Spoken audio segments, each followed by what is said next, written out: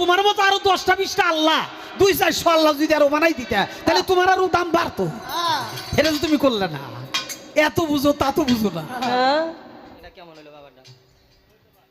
আদমরে বানাইয়ে বেহেশতের ভিতরে আশ্রম দিছে, থাকতে দিছে। থাকতে দিলে বেশ তো সব কিছু খাইও, ওইটা কিন্তু খাইও না। কোনটা? ওইটার নাম গন্ধম। যেটা খাওয়া যাইবো না ওটা ওটা বেহেশতের ভিতরে লাগানোর দরকার কি ছিল? ওটা কি আদম লাগাইছে গাছ? না। তো তুমি এই কামটা করলে কেন? তাহলে তুমি আদমরে জান্নাতে রাখবা, এত সুন্দর জায়গা, সেখানে আবার তুমি গন্ধম বানাইলে। এ বানাইলে বানাইলে বানাইলে খাইতে কইতে বানাইলে আবার খাওয়া যাইবো না। যেটা খাওয়া যাইবো না ওটা বেহেশতের ভিতরে বানানোর দরকার ছিল কি?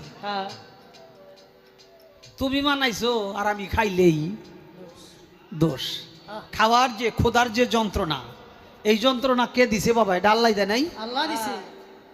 আমার মনের ভিতরে যে চাহিদা এটা কে দিছে? এটা আল্লাহ দেয় নাই? তাই যদি আল্লাহ দিয়ে থাকে আবার তুমি নিষেধ করলা কেন? বানাইছো তুমি আমারে।